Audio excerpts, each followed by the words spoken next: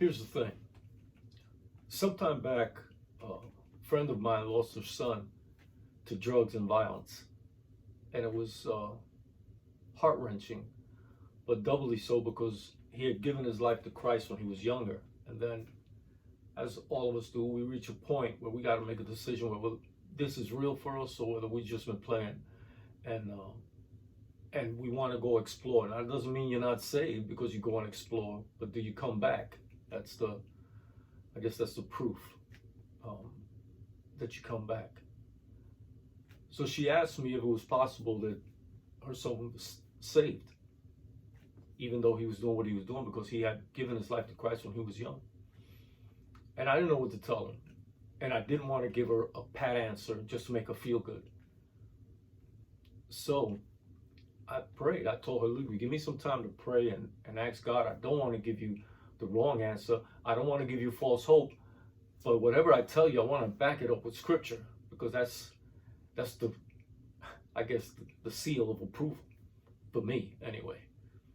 So I prayed. I went to sleep. I had a dream and I wrote it down. This dream was about two mothers. They both had two sons. The fathers were not in the picture. They had left when the boys were young. But these two moms brought their sons to church, and that's where they met and developed a friendship. The two boys became real close friends, almost like brothers. When they were about 13 years old, they both gave their life to Christ. When they were 17, as life usually happens, it presses you and you want to make a choice. You don't want to wait no more for whatever it is that God has for you, or you want something more than what God has given you at the moment. So you try to take it on your own. Hector stayed with God. He was resolute. His focus was on God. He had problems, just like Frankie did. And Frankie's mom had problems. Hector's mom had problems. But Hector stayed with God, and he was like, God will get us through. He may not give us everything we want, but he will give us what we need. Frankie wasn't so resolute. He said, my mom's struggling to make ends meet. I got to help her. I'm going to do the only thing I know how to do that's available to me immediately. And that's dealing drugs. And it became profitable for him. But the one thing that never changed was the friendship of these two boys. They would always talk to each other. Hector would always talk to Frankie. Now, Frankie had a place, a corner, where he would deal his drugs, right outside this bodega. So Hector would always come by and ask him to come to church. And this particular time, there was this rapper that was coming to the church.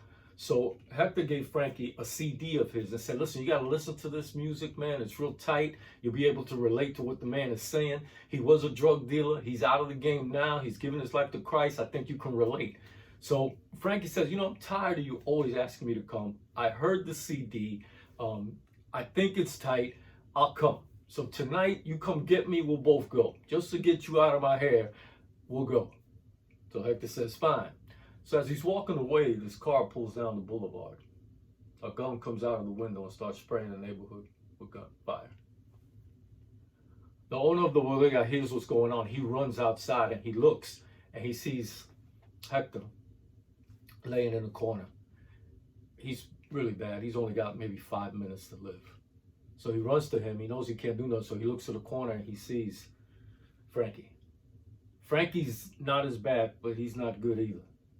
So he runs up to him. And when he gets there, Frankie raises his arm and says, why?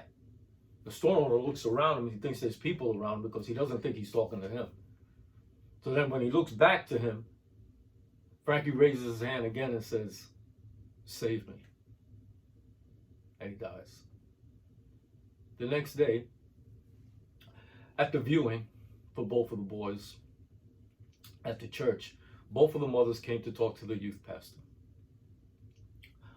Hector's mother wasn't as upset because she knew he was saved, although she did have remorse for the life he could have had because she saw and believed he could do some great things for God. So she wasn't as grieving. It was hard for her. Make no mistake, it was hard for her. She was crying. But she had hope. So Frankie's mother comes and asks the youth pastor, do you think my son made it to heaven? The same question my friend had asked me. And the pastor gave her the same answer I gave her. Give me some time to pray about it. Tomorrow at the viewing or at the burial, I'll see if God gives me something I can give you that's real, that can give you hope. So he went home and he went to sleep. And he had a dream. I know. I'm having a dream of a youth pastor having a dream. So he sees exactly what happened that day. He sees Hector and Frankie talking. He sees Hector walking away, and then he sees the car coming, the spraying of the bullets and everything. He sees the store owner run outside and run first to Hector and then to Frankie. And when he stands over Frankie, he hears him when he says, where he raises his hand and says, why? At that point, the store owner freezes. He glides out of the way. Jesus pulls up with a chair, sits down, and tells Frankie, you have something you want to talk to me about? This video is longer than I wanted it to be, so I'm going to give you a part 2. Come back for the second part. Because if you didn't know, you're about to know.